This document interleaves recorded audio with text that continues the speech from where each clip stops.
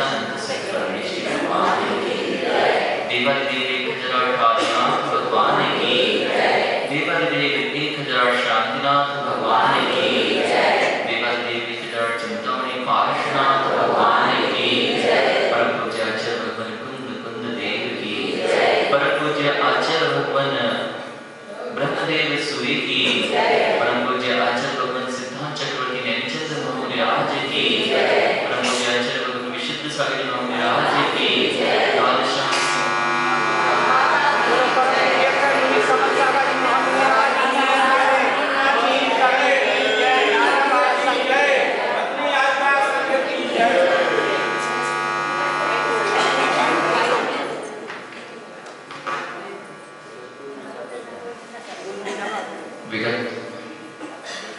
कुछ दिनों से हम लोगों ने बृहद धर्म संग्रह के अंतर्गत काल द्रव्य के स्वरूप को जानने का पुरुषार्थ प्रारंभ किया है और इस कालाणु को जाने बिना इस संसार में हो रहे परिवर्तन का जो भी कारण है उसे नहीं जाना जा सकता। यह कालाणु स्वयं में परिवर्तनशील होने पर भी जगत के सारे द्रव्यों में परिवर्तन करने के लिए सहकारी कारण है। परिवर्तन वस्तु में स्वभाव से ही होता है, लेकिन परिवर्तन कराने में सहायक कारण यह कालाणु नाम का द्रव्य हुआ करता है। ऐसी कोई भी वस्तु इस जगत में नहीं है, ऐसी कोई भी वस्तु इस जगत में नहीं है जो परिणमन ना करे, क्योंकि यदि परिणमन बंद हो जाएगा तो वस्तु का अर्थ क्रियाकारत्व नष्ट हो जाएगा। अर्थ क्रियाकारत्व अर्थात वस्तु में जो क्रिया होती है वह क्रिया करने की शक्ति उसमें तभी होती है जब वह वस्तु उत्पाद व्यय और द्रव्य से सहित हो। और जो उत्पाद व्यय द्रव्य से सहित नहीं है, उत्पाद क्या है, व्यय क्या है और द्रव्य क्या है, ये परिणमन ही है, ये पर्याय है। एक का उत्पन्न होना, दूसरे का विनष्ट होना और एक का हमेशा बने रहना, इसका नाम उत्पाद व्यय द्रव्य बना है। बाल पर्याय का नष्ट होना, किशोर पर्याय का उत्पाद, लेकिन वही का वही जीव के बना रहना, ये क्या है, द्रव्य। ऐसे प्रत्येक वस्तु का परिणमन हमेशा ही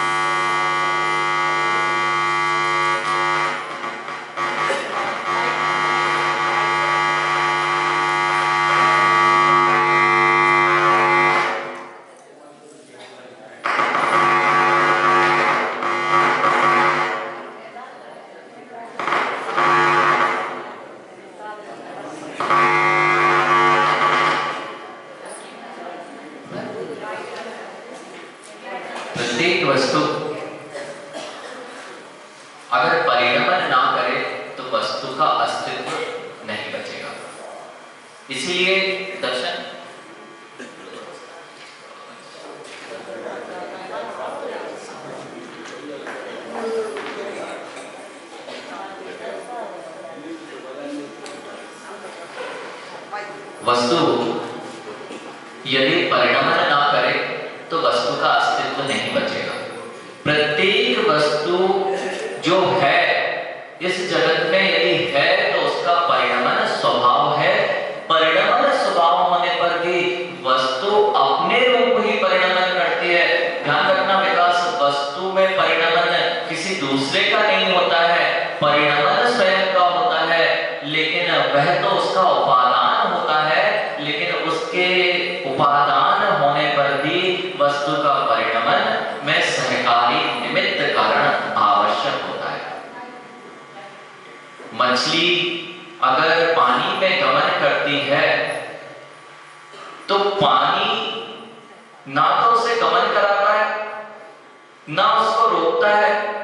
मछली गमन करना चाहे तो गमन कर सकती है और नहीं चाहे तो गमन करने वाला कौन है? उपादान कारण मछली स्वयं है। लेकिन पानी ना हो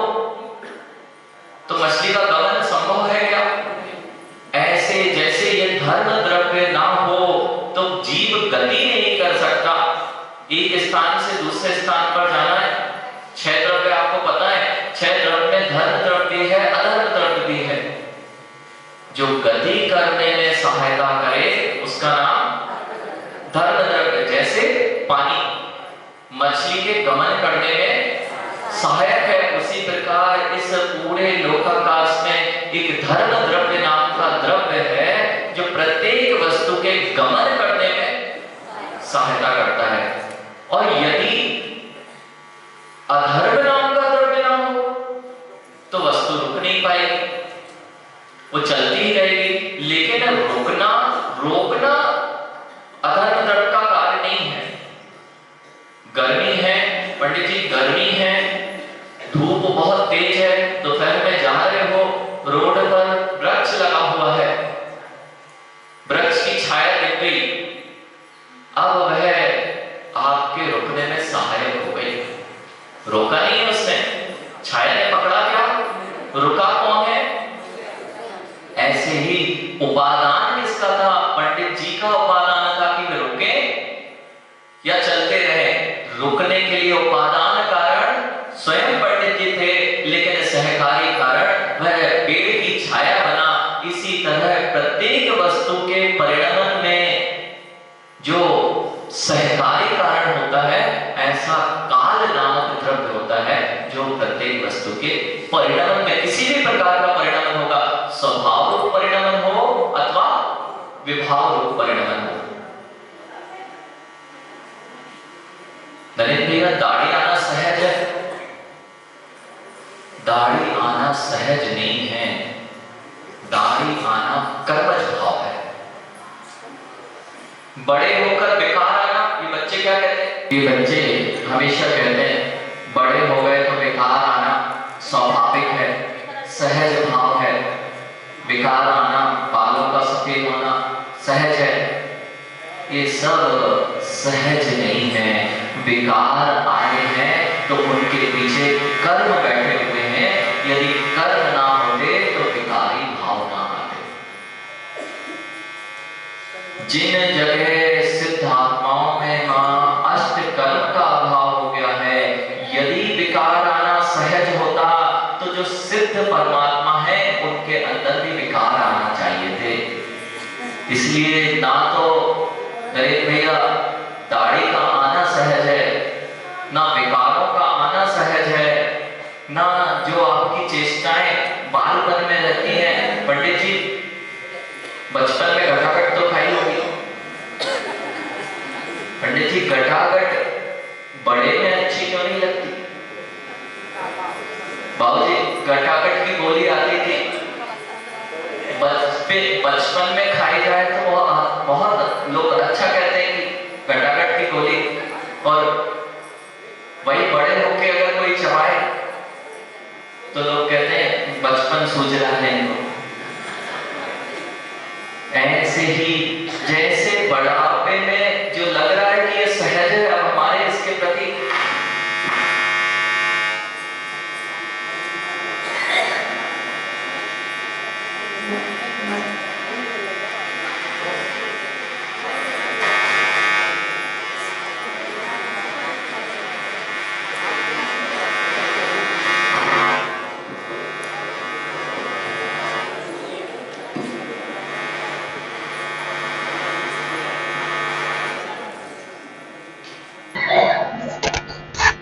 पड़ेगा और कर्मज भाव को भी समझना पड़ेगा।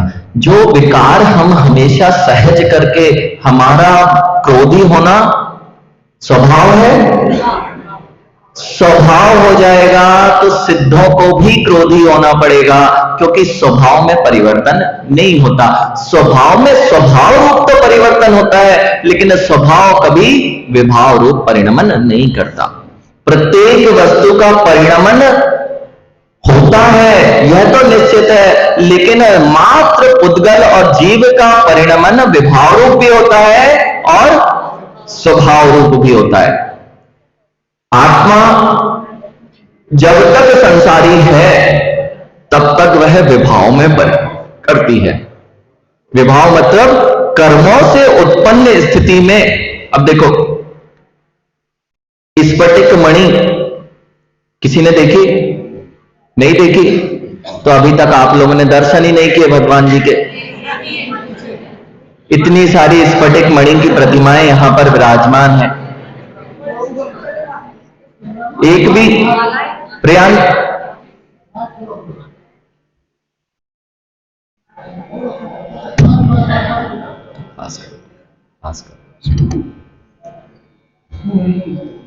इतनी सारी स्फटिक मणि की प्रतिमा विराजमान है, दर्शन नहीं किए क्या? तो स्फटिक मणि की जो प्रतिमा है, इसमें यदि नीली रोशनी की जाए पीछे तो ये पूरी नीली हो जाती है। हरा, अगर कोई हरी वस्तु से सामने ला दी जाए तो ये हरी हो जाएगी, यदि पीली वस्तु सामने लाए तो पीली हो जाएगी।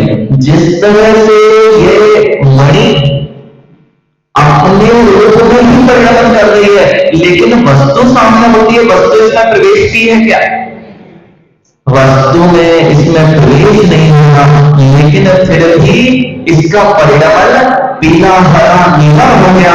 वैसे ही इस आत्मा में कर्मों ने कभी प्रवेश नहीं किया, लेकिन इस स्फटिक मणि की योग्यता है कि वह पीली हरी नीली हो सकती है। ईशान, इस पेन की योग्यता है क्या कि यह पीला नीला स्फटिक मणि की तरह हो जाए? पीला नीला हरा हरा, यह स्फटिक मणि की विभाव दशा है। स्वभाव दशा देखेंगे तो वह तो जैसी है वैसी ही है, बस आत्मा की स्वभाव दशा देखेंगे वह तो जैसा है वैसा ही है। लेकिन कर्मों से 8 प्रकार के कर्म या और भिन्न कर दे तो 148 कर्मों की वजह से हम अपने स्वभाव में क्रोधी बना देखते हैं, मानी बना देखते हैं, मायाचारी देखते हैं, लोभ कषाय देखते हैं। ये चारों कषाय राग द्वेष परिणाम औदायिक भाव, क्षयक्षमिक भाव और क्षयक्षमिक औदायिक और औक्षमिक भाव, ये तीनों भाव कर्मों के उदय से होते हैं। लेकिन आत्मा में ये सारे भाव विभाव रूप है। जैसे स्फटिक मणि में पीला नीला हरापन उसका स्वभाव नहीं है। दर्शन, ये मुनि क्यों बनना पड़ता है? मुनि इसलिए बनना पड़ता है कि जो हम दूसरे से प्रभावित होकर अपने आप में परिणमन कर रहे हैं, करा रहे हैं, वह परिणमन बंद हो जाए, मैं स्वभाव को प्राप्त कर लूं, इसलिए मुनि बना जाता है। स्फटिक मणि में कोई भी पुरुष सामने आए और वह परिवर्तित ना हो, ऐसा उसका जो त्रिकालिक स्वभाव है, अगर ऐसा प्राप्त हो जाए, ऐसे ही आत्मा में 148 कर्म मेरे स्वभाव में कोई भी परिवर्तन ना कर पाए, इसकी यह दिगंबर मुनि बनना पड़ता है। इसी की यह साधना है। परिणमन होना है कि नहीं, लेकिन परिणमन कैमरा रखा है ईशान, इसमें देखो हम आ गए क्या? देखो उसमें हम है क्या? अरे देखो तो भैया, आपको दिख रहे हैं? हम आ गए ना उसमें? अगर हम उसमें आ गए तो यहां कौन बैठा है? यहां तो हम उसमें प्रवेश किए हैं ना, कैमरे ने हमें यहां से हम उसके अंदर देखो, हमारा हाथ उसमें आ रहा हो तो पता चला हमारा हाथ नहीं बचेगा, उसमें चला जाएगा तो हाथ कहां से बचेगा? जैसे कैमरे में हम बैठे हैं, उसकी शक्ति है, वह उस रूप को परिणमन कर गया है। परिणमन उसके स्वयं के लेंसों में हुआ है कि हमने कराया है? उपादान क्या है? दर्शन पकड़ो, उपादान क्या है? उसमें जो पिक्चर दिखाई दे रही है उसका लेंस का परिणाम ही उपादान है, लेकिन सहकारी कौन है? अगर हम नहीं हो तो आ जाएगा क्या? हम नहीं होंगे तो वहां पर परिणमन नहीं दिखाई देगा, लेकिन फिर भी परिणमन उसका स्वयं का है। लेंस यदि परिणमन करने की शक्ति नहीं रखता तो फिर इस पेन में भी जैसा लेंस के पास शक्ति नहीं है अगर परिणमन की, इस पेन के पास भी शक्ति नहीं है, तो जैसे इस पेन में मेरा प्रतिबिंब नहीं आ सकता, ऐसे अगर लेंस के पास शक्ति नहीं होगी तो मेरा प्रतिबिंब लेंस में भी नहीं आ सकता।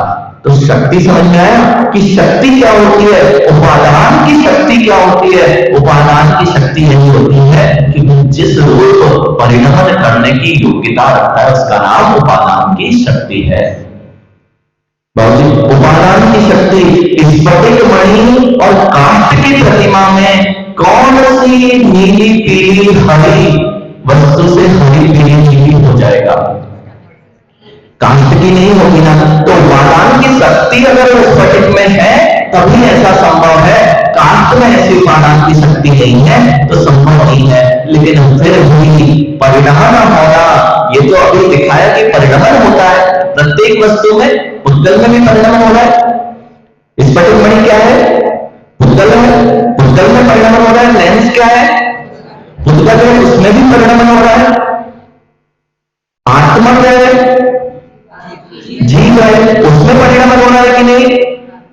हमने जैसे अभी भूतल के माध्यम से लेंस में परिणमन बताया, ऐसे ही आत्मा में जो भाव रूप भाव होते हैं वे कर्म रूप 148 प्रवृत्तियों के निमित्त से हुआ करते हैं। तो जीव में भी परिणमन हो रहा है और भूतल में भी परिवर्तन हो रहा है। बिहान भूल तो नहीं गए, दाढ़ी कब आई थी, जिस दिन बनाए थे उसी दिन आ गई थी क्या, 2 दिन बाद आई थी ना। विकास दाढ़ी जब बनाई थी तब 2 दिन बाद दाढ़ी होगी थी ना। अगर 2 दिन बाद होती तो कभी नहीं उग पाएगी, उसको पता ही नहीं 2 दिन कब होंगे, क्यों, उसके पास घड़ी नहीं है ना,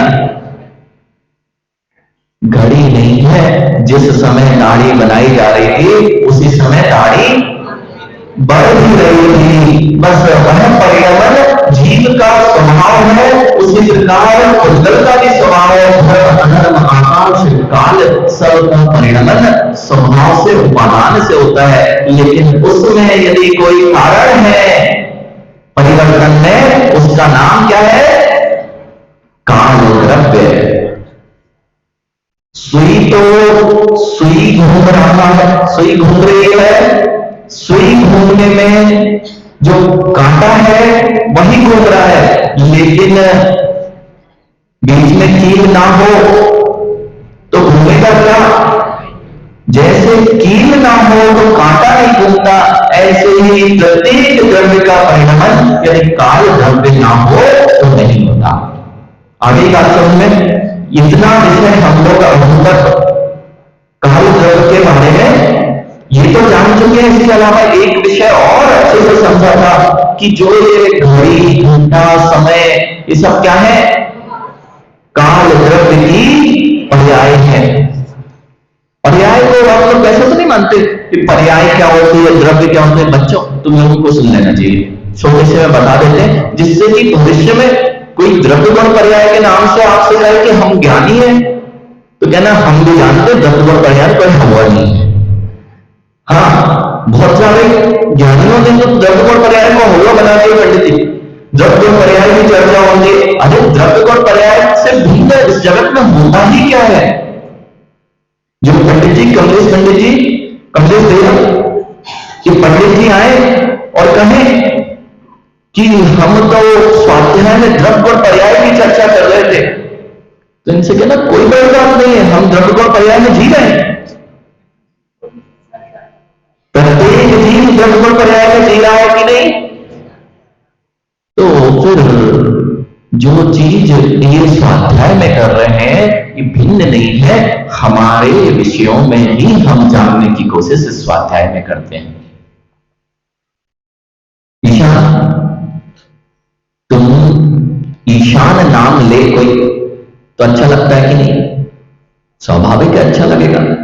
विकास कई लोग तो यहां इसलिए आते हैं कि महाराज जी नाम लेते और नहीं ले उस दिन नरेंद्र भैया तो सोचते महाराज जी आज भूल गए क्या, है ना। ऐसा तो नहीं नरेंद्र, कितना अच्छा लगता है महाराज जी नाम ले रहे हैं, पंडित जी पंडित जी का नाम ले रहे हैं तो पंडित जी अगर एक दिन नाम नहीं ले तो पंडित जी प्रवचन नहीं सुनेंगे। पंडित जी जब तक कोई नाम लेता रहे तो बड़ा आनंद आता है। जब तक कोई हमारा नाम ले रहा है तो बड़ा आनंद आता है। नरेंद्र भैया ऐसा ही तो नहीं है कि महाराज जी ने एक दिन नाम नहीं लिया फिर प्रवचन समझ में नहीं आते। फिर तो ये लगता है महाराज जी ने नाम क्यों नहीं लिया, आज भूल तो नहीं गए, क्या हो गया, कुछ गलती तो नहीं हो गई। तो जैसे बालकों ध्यान दो, जैसे तुम्हारा नाम मात्र लेने से तुम्हें यहां रुचि बढ़ रही है, अगर तुम्हारे बारे में दिन भर चर्चा की जाए तो क्या होगा? जैसे नाम, इसकी जगह तो अच्छा, उसमें इको या क्या है, कुछ गड़बड़ है सेटिंग। जैसे यहां पर अच्छा लग रहा है पंडित जी, नाम लेने में बड़ा आनंद आ रहा है, युवाओं समझो समझो, जैसे कोई नाम मात्र ले रहा है इतना आनंद आता है, और तुम्हारी चर्चा करे। घर में देखो जब शादी का माहौल होता है तो एक ही बात चलती है ना, एक ही बात चलती है, आपके बारे में बात चलती है। तो इन युवाओं को अभी नहीं अनुभव होगा, लेकिन आपको तो होगा पंडित जी, जब घर में बात चलती है तो आपके कान कहां होते हैं? हाँ, जब घर पे बाबूजी बात चलती है तो कान कहां होते हैं युवाओं के? हमारे बारे में बात चल रही है, क्या कह रहे हैं, यही सुनने में लगा रहता है जीव। बस जैसे आपको अपने बारे में सुनने में रुचि होती है, स्वाध्याय भी आपको अपने बारे में बता रहा है। एक दिन पता चल जाए कि आपके बारे में बात चल रही है, फिर यहां से उठने की किसी की इच्छा नहीं होती है। अपने बारे में बात चले और किसको आनंद नहीं आएगा? यहां पर जितनी चर्चा है ये किसी दूसरे की चर्चा नहीं है, ये सारी की सारी चर्चा किसकी है मां? ये सारी चर्चा मेरी स्वयं की है, और जब स्वयं की चर्चा चले तो आनंद क्यों नहीं आएगा? इसलिए स्वाध्याय में घनाघन आनंद आता है। हाँ, नहीं तो मां उसके यहां तो जाना पसंद नहीं करते जिसके यहां अपनी पूछ परख नहीं होती। पूछ परख ना हो तो उसके यहां जाना अच्छा नहीं लगता। ऐसे ही वे सारे शास्त्र जिनमें आपके बारे में चर्चा नहीं हो, वहां तो कभी जाना ही नहीं चाहिए। काम वासनाओं के राग द्वेष को बढ़ाने वाले जितने शास्त्र हैं, कुशास्त्र हैं, कुवेद कुआगम, कुशास्त्र, कुगुरु, ये सब आपके बारे में चर्चा नहीं करते। वे तो मात्र अपने आप की भक्ति कराते हैं, भगवान कहलाते हैं। उनकी चर्चा में आनंद नहीं है, निज की चर्चा में ही आनंद है। वे कहीं और नहीं मिलेगा, वह तो जिनवाणी के पास ही मिलेगा। इसलिए स्वाध्याय क्यों करना? दर्शन इसलिए करना कि अपनी बात चल रही है।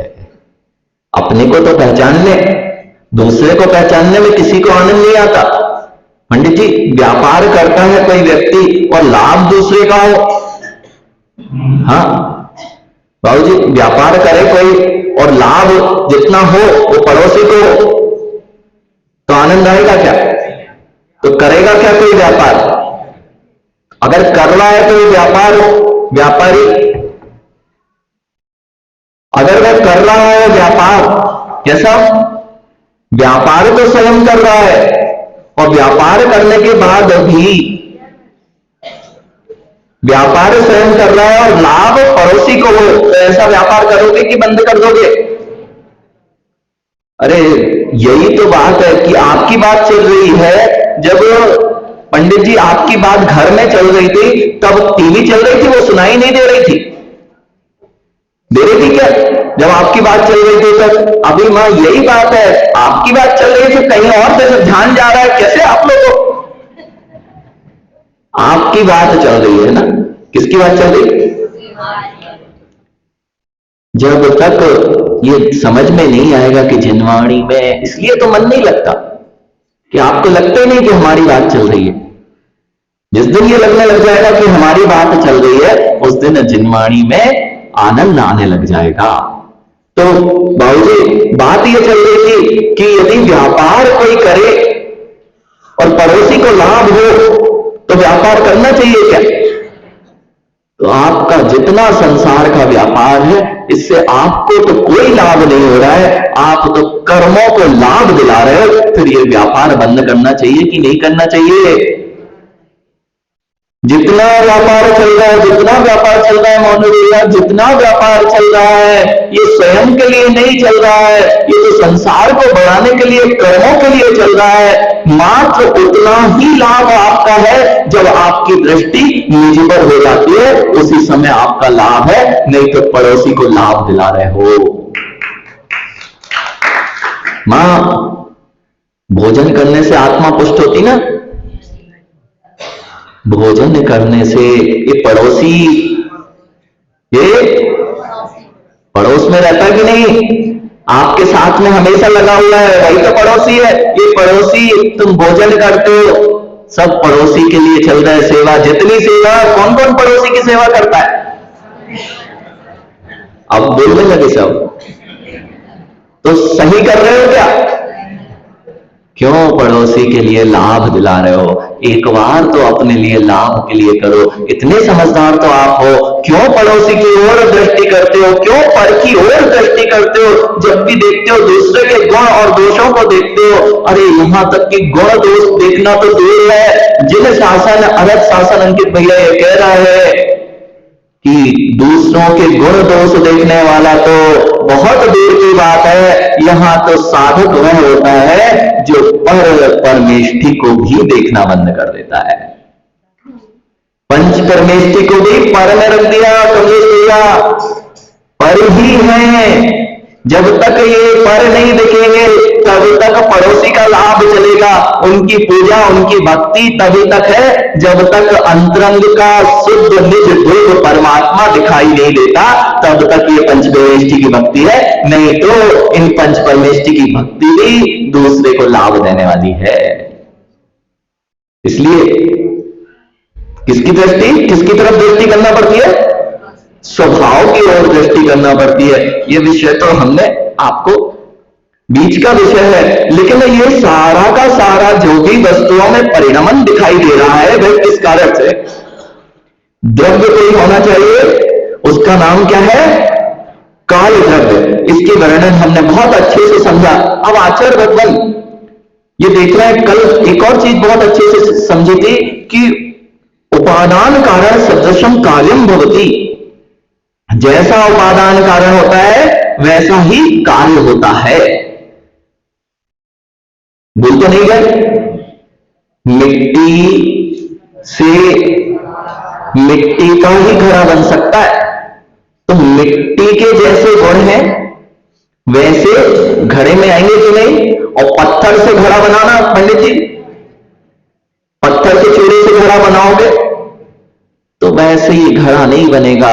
जैसे मिट्टी के गुण उसमें उपादान कारण होने से मिट्टी उस कार्य रूप दिखाई देती है, ऐसे ही प्रत्येक द्रव्य का उपादान कारण तो भिन्न होता है, लेकिन चाक आदि, कुम्हार आदि ये सब भी उसमें सहकारी कारण हुआ करते हैं। मां रोटी का बोलते नहीं कि रोटी से जल्दी याद रहता ना आपको, जब भी रोटी बनाओ ये ध्यान रखिए करो, कम से कम जुम्मानी याद आएगी रोटी बनाते बनाते, तो कुछ काम का है, और नहीं तो संसार तो चल ही रहा है। तो रोटी का उपादान कारण क्या है? आटा। आप तो नहीं हो, तो आपके बिना बन जाएगी क्या? पटे बेलन के बिना बन जाएगी क्या? नहीं बनेगी। मां हाथ से रोटी नहीं बनाई? अरे मां रोटी तो बनाई है, मोटी रोटी है ना, तो उससे भी बन जाती है। इसलिए उपादान कारण हमेशा आवश्यक होता है। सहकारी निमित्त कारण कोई भी उपस्थित हो सकता है, उससे वह कार्य सिद्ध हो सकता है, लेकिन उपादान कारण तो आटे के बिना बनाना कभी बनेगी क्या? पटे बेलन के बिना बन जाएगी ना? बन जाएगी। ऐसे ही सहकारी कारण बहुत सारे होने पर भी उपादान कारण यदि नहीं मिलेगा तो कभी अगर आत्मा रूप नहीं होगी, आत्मा नहीं होगी, तो कितने ही रत्नात्रय धर्म पालन करना शरीर से, वह सिद्ध बनेगा क्या? सिद्ध किसको होना है? उपादान कारण कौन है सिद्ध भगवान बनने का?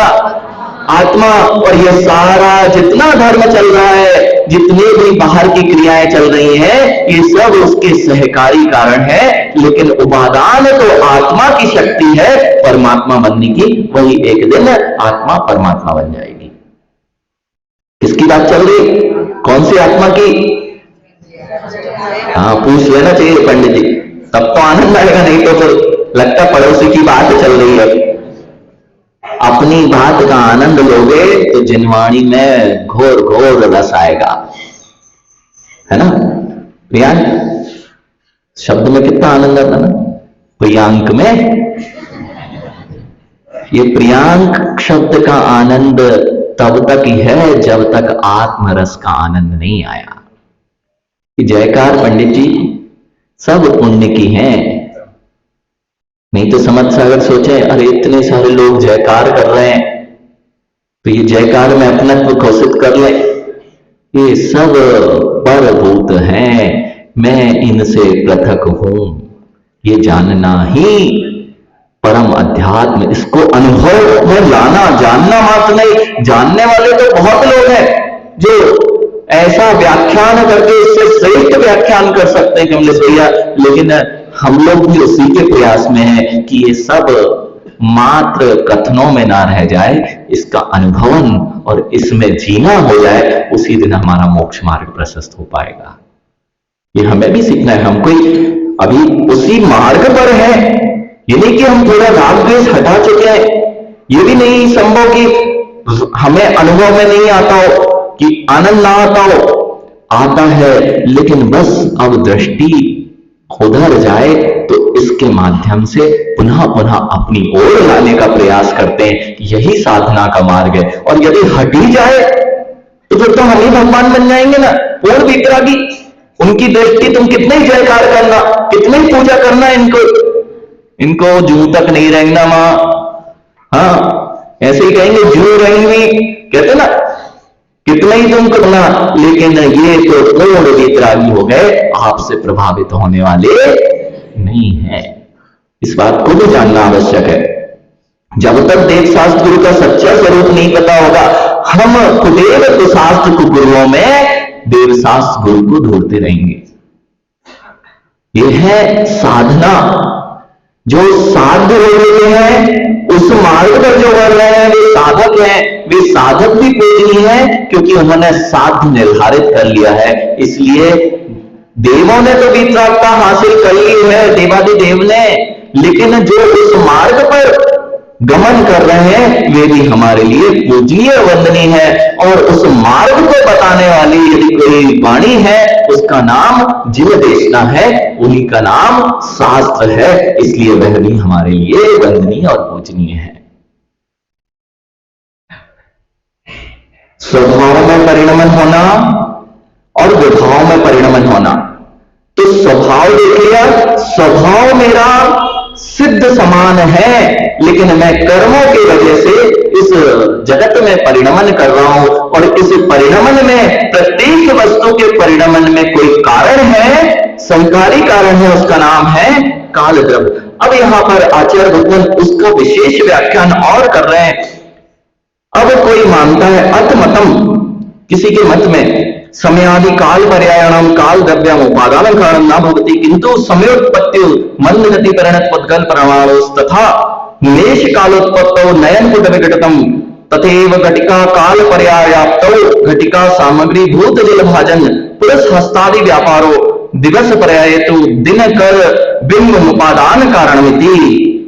अब ये कह रहे हैं कोई अलग द्रव्य मानने की क्या जरूरत है? जो आपने काल द्रव्य कहा वो दिखता नहीं है। देखो अंदर क्या जिज्ञासा आएगी दर्शन, ऐसे मानने की क्या जरूरत है? जो काल द्रव्य दिखता नहीं उसे मानने की क्या जरूरत है? तो प्रश्न इन्होंने क्या किया बच्चों ने कि काल द्रव्य को मानने की क्या जरूरत है? जो समय आदि काल की पर्याय दिख रही हैं वही काल का उपादान कारण हो जाए। जो समय आदि दिख रहा है ना, सेकंड, समय, घटी, दिन, तो उपादान कारण उसी को मान लेना। घड़ी को जैसे घड़ी का कांटा घूम रहा है, सेकंड का उपादान कारण कौन? घड़ी का कांटा। फिर दिन का उपादान कारण कौन? सूर्य। ऐसा मान लेना, अलग से काल द्रव्य क्यों रखा? समझ में आ रही बात? वहां कुछ समझ में आया? देखो, कल हमने देखा था समय होता है सबसे छोटी इकाई काल की। समय वो कितनी होती है? एक परमाणु का मंद गति से अपने नजदीकी प्रदेश में गमन करने के काल को एक समय कहते हैं। तो जो परमाणु गमन कर रहा है वही उसका उपादान कारण है ना। क्यों अलग से काल द्रव्य को ला रहे हो? जो एक समय लगा उसका उपादान कारण वह परमाणु, और फिर यदि एक सेकंड है तो वो घड़ी का कांटा उसका उपादान कारण। राजकुमार जी समझना। और घटिका, घटिका कैसे नापी जाती? पहले क्या होता था?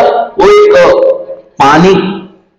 पानी भर देते थे, एक वो ऐसा आता था पैरामिड आता था, और उसमें पानी भर दो या फिर रेत भर दो और उसको हाथ से उल्टा कर दो, तो जब तक वह पानी टपकता रहेगा तब तक कितनी 1 घंटी 24 मिनट हो जाएंगे। तो उसका उपादान कारण क्या है? हाँ, अभी भी आते हैं स्थान में। तो मूल क्या है? अब उसका उपादान कारण कौन है? वो घर रेत और हाथ का व्यापार उसका उपादान कारण हो जाएगा। काल द्रव्य क्यों मानो? फिर दिन रात होते हैं पंडित जी, तो दिन रात में कारण कौन बनता है? सूरज। तो हमें पता चलता है दिन इतना समय बीत गया, ये रात हो गई, ये काली तो है ना। तो इसका उपादान कारण कौन हो गया? सूरज चंद्रमा। ठीक है ना। प्रश्न ये जिज्ञासा हो सकती है ना कि काल के अलग द्रव्य मानने की क्या जरूरत है? जो काल द्रव्य की पर्याय थी, सेकंड, समय, घड़ी, घंटा, मिनट, दिन, रात, इसी को क्या बोल दो? इसके जो कारण है उसी को उसका उपादान कारण बोल दो। तो आचार्य भगवान कह रहे नहीं, ये इतना जितना भी संस्कृत पढ़ा उसका अर्थ यही था कि मंद गति से पुद्गल परमाणु गमन कर रहा है उसको समय का उपादान कारण बोलो। नयन ये पलक झपकती है उतने काल को निमेष कहते हैं। तो जो निमेष का काल है उसका उपादान कारण कौन कहा? पलक। फिर घटिका के लिए वो सामग्री विशेष जो पलट दिए हाथ से उसको उपादान कारण कहो। और दिवस पर्याय दिन के लिए जो सूर्य गमन कर रहा है उसको उपादान कारण कहो। नहीं, हम ऐसा नहीं मान लेना, ये सही नहीं है। क्यों नहीं है? अब आचार्य भगवान बता रहे, यथा तंदलोपादान कारोत्पन्न से सदोदन पर्याय से शुक्ल कृष्ण आदि वर्णा सुरम्य सुरभि गंध स्निग्ध क्षादि स्पर्श मधुरादि विशेष रूपा गुणा दृश्यन्ते। मां चावल बनाया, भात, चावल तो नहीं बनता, भात बनाया तो चावल जो टूटा हुआ लाओगे तो उसमें वैसे सुगंध आएगी ना जैसे भात में आती है? नहीं। अगर वो बासमती राइस लाओगे, बासमती चावल लाएंगे पंडित जी, तो मां से पूछना बासमती चावल क्यों लाते हो? क्योंकि भात बनने के बाद में उसमें उसी तरह की सुगंध आती है। और काला पीला चावल ले आना तो सफेद चावल बनेगा ना, भात सफेद पकेगा कि काला पीला ही पकेगा? पीले चावल होंगे तो पीलापन दिखेगा और काले चावल होंगे तो कालापन दिखेगा। जैसा उपादान कारण होता है वैसे ही कार्य होता है। यदि बासमती चावल में गंध अच्छी है, उसका स्पर्श चिकनाहट अच्छी है, उसके अंदर रस है, तेल होता है चावल में भी, वो है, तब तो स्वाद है, तब तो भात में स्वाद होगा, सुगंध होगी, गंध होगी और उसका शुक्ल आदि वर्ण होगा। अगर भात जो बनाया है उसका चावल ऐसा ना हो तो भात जैसा बन सकता है क्या?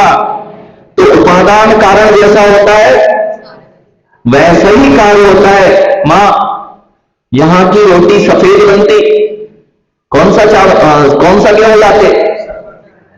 देखो, इस सब हम आपको इसलिए उदाहरण आपके देते हैं क्यों आचार्य भगवान भी वैसे देते, क्योंकि जब जब बनाओ तो कम से कम जिनवाणी याद आ जाए। हाँ, नहीं तो फिर तो संसार चल ही रहा है अपना। तो मां जब गेहूं लाते हो तो एक गेहूं होता है अपने यहाँ का, जो विदिशा और ये सब क्षेत्रों का है, पंडित जी उसकी रोटी बनाओगे तो, और बाहर के गेहूं भी आते हैं, उसकी रोटी बनाओगे तो मां कैसी रहती?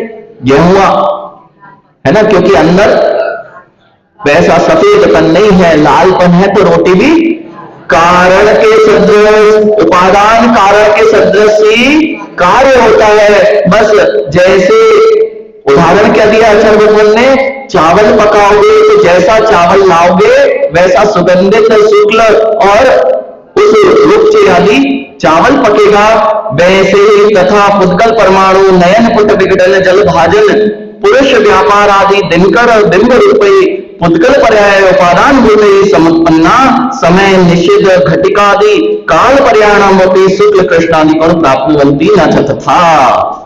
अब देखो कितने अच्छे से समझाया, दर्शन समझ में आया? उपादान के बिना कार्य ऐसा होगा क्या?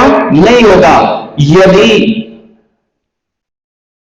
पुद्गल के परमाणु को समय का उपादान कारण मानोगे, आंख को निमेश का उपादान कारण मानोगे, तो आंख कैसी है? स्पर्श रस गंध वर्ण है ना, पुद्गल में स्पर्श रस गंध वर्ण है ना, और वो जो हाथ का व्यापार किया उससे रेत पलटी, उसमें स्पर्श रस गंध वर्ण है ना, सूर्य चंद्रमा में स्पर्श रस गंध वर्ण है ना।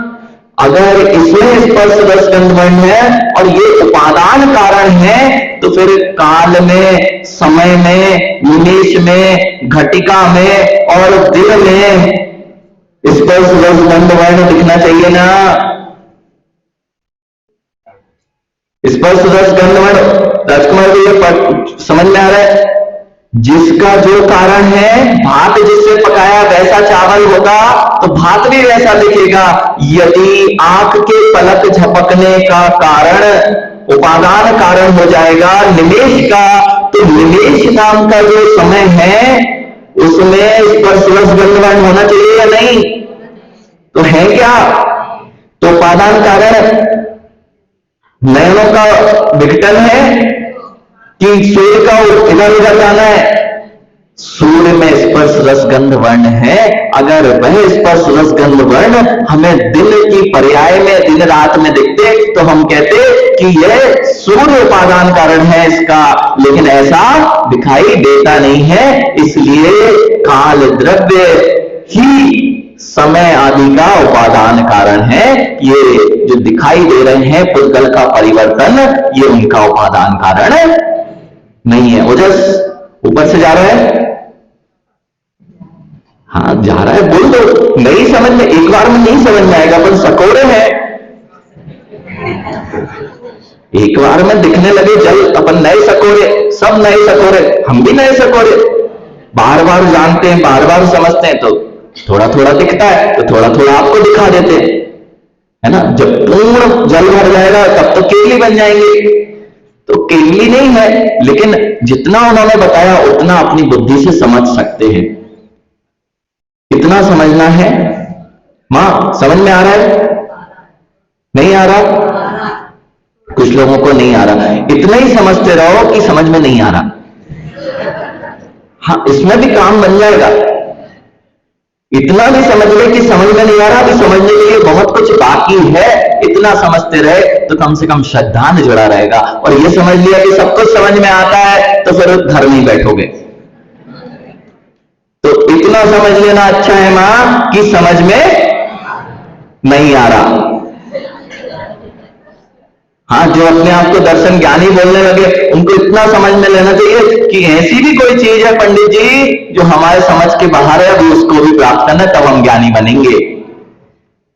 तो ये नहीं पढ़ोगे तो ये समझ में नहीं आने वाला विकास कि हम ज्ञानी है कि अज्ञानी है। तो अगर नहीं समझ में आ रहा तो भी खुशी करना, और समझ में आ रहा है तो बहुत खुश होना कि मुझे जिनेंद्र भगवान की देशना समझ में आने लग गई है।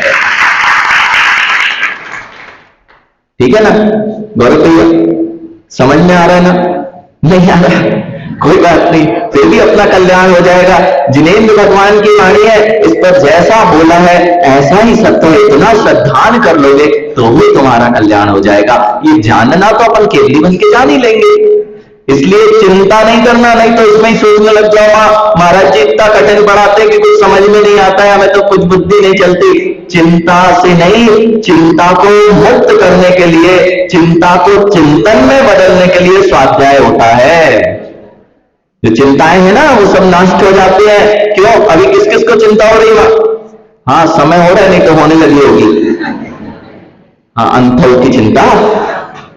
तो अभी चिंता क्यों नहीं हो रही?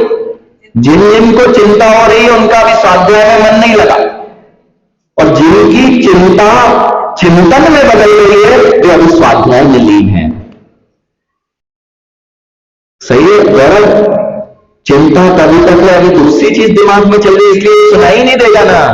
जब सुनाई देगा तब चिंता नहीं होगी, दिमाग विश्रांति को प्राप्त होगा, मात्र ये समझ में आएगा। ईशान, तो निमेष, आंख का झपकना का नाम निमेष है। तो निमेष जो है उसका उपादान कारण आंख है ना, इतना ही बता रहे हैं बस। आंख के कारण निमेष उत्पन्न होता है ना, उपादान कारण कौन है? निमेष का। निमेष मतलब, अच्छा चलो निमेष आप लोग समझ नहीं पा रहे लगता है। 1 सेकंड होने में वो घड़ी का सेकंड का कांटा घुमा है, तो 1 सेकंड जिसे बोल रहे हो उसका उपादान कारण वह कांटा है ना। अगर कांटा होगा तो कांटा में स्पर्श रस गंध वर्ण है कि नहीं? तो समय में स्पर्श रस गंध वर्ण दिखाओ, सेकंड में देखते हैं क्या? तो जैसा उपादान कारण होता है वैसा ही कार्य होता है। समय में, सेकंड में, मिनट में, घटिका में ना तो स्पर्श रस गंध वर्ण कुछ भी नहीं दिखता है। इसलिए जो भी इसके निमित्त कारण है वे इसका उपादान कारण नहीं होते। कारण तो जो अमूर्तिक काल द्रव्य है वही उसका उपादान कारण है। उपादान कारणम सदृश्यम कार्यमिति, फिर से लिख दिया आचार्य भगवान ने कि उपादान कारण के सदृश ही कार्य होता है। इस प्रकार जानना, काल पर्यायाणापि शुक्ल कृष्ण आदि गुणा प्राप्तवंती न च, ऐसा बचना है। किम बहुना, और क्या विशेषता है? यो असो, ये असो अनादि निधन तथैव अमूर्त्यो नित्य समयादिपादान कारण भूतोपि समयादि विकल्प रहता कलाणु द्रव्य रूपा सा निश्चय कालो। तो फिर इसका उपादान कारण कौन है? जिसमें स्पर्श रस गंध वर्ण नहीं होता है, जो अनादि है और कब तक रहेगा? अनंत रहेगा, अमूर्त है। ऐसा काल द्रव्य जो है वह इन सब का उपादान कारण है। तो घड़ी तो उपादान नहीं है टाइम बताने की, काल द्रव्य की पर्याय है ये जो बता रही है, लेकिन उसकी परिणमन कराने में कारण कौन है? काल द्रव्य। वस्तु सादी सानन, सादी सान समय घटका प्रहर आदि, प्रहर 3 घंटे का एक प्रहर, सादी सान प्रारंभ हुआ 3 बजे से एक प्रहर प्रारंभ हुआ था, 6 बजे तक एक प्रहर समाप्त हो जाएगा, उसका नाम सादी। जिसका आदि है उसका नाम सादी, आदि सहित। तुम आदि हो कि अनादि हो प्रियांक? तुम आदि हो कि अनादि हो? सादी हो कि अनादि हो? जन्म हुआ है इस अपेक्षा से, तुम इस पर्याय की अपेक्षा से सादी हो। मरण होगा तो अंत हो जाएगा ना, तो सादी शांत हो। मरण की अपेक्षा से पुद्गल की पर्याय जो शरीर सादी शांत है, लेकिन जीव सादी शांत है कि अनादि अनिधन है? आप कैसे हो प्रियांक? जो जीव है वह तो कभी प्रारंभ नहीं हुआ और जिसका कभी अंत नहीं होगा।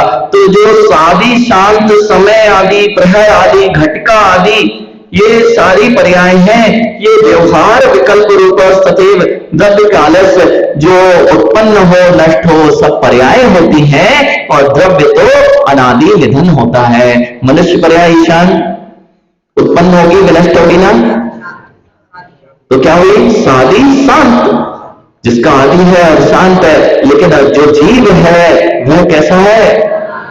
अगर वो नहीं हो तो मनुष्य आदि पर्याय होंगे क्या? ऐसे ही समय घटिका आदि जो दिख रहे हैं, जो उत्पन्न हो रहे हैं, नष्ट हो रहे हैं, यदि काल द्रव्य ना हो तो होगा क्या? बस यही समझना है कि काल द्रव्य की सिद्धि इस गाथा में पूर्ण होने जा रही है कि काल द्रव्य होता है और काल द्रव्य की पर्याय इस समय घटिका आदि होती है। और काल द्रव्य जितने भी द्रव्य हैं उनके परिणमन में सहायक होता है। अयमात्र भावार्था इतना ही विशेष है। मां जब काल लब्धि आएगी तो मोक्ष हो जाएगा ना? हाँ, काल लब्धि आएगी मतलब स्वक्षेत्र, स्वद्रव्य, स्वकाल सब कुछ मिल जाएगा। तो काल लब्धि के निमित्त से अंकित भैया, काल लब्धि के निमित्त से मोक्ष होता है ना?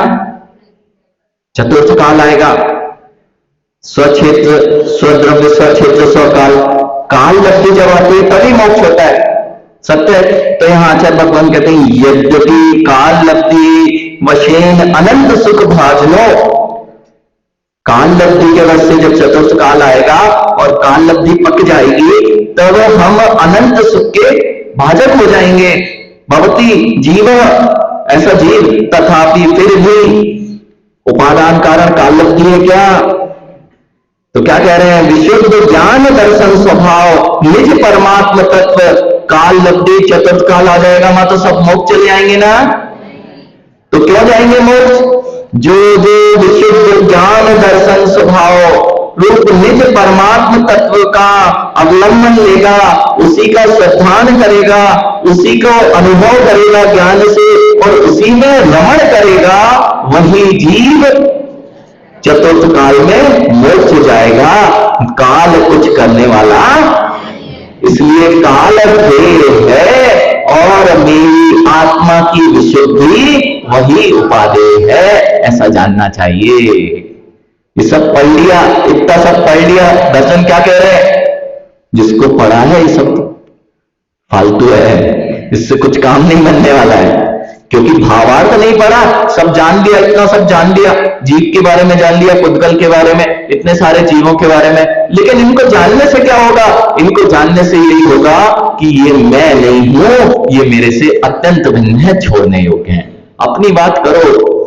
विकास क्यों नहीं मजा आता? जैसे ही रथ में गए, दूसरे काल की बात आई तो मजा नहीं आता, और आत्मा की बात करो तो आचार्य भगवान कह रहे हैं ये सब कुछ काम नहीं आएंगे, चतुर्थ काल भी काम नहीं आएगा। काल लब्धि मिल गई है, चतुर्थ काल आ गया है, भगवान वगैरह सब मिल गए हैं, स्वद्रव्य, स्वक्षेत्र, स्वकाल।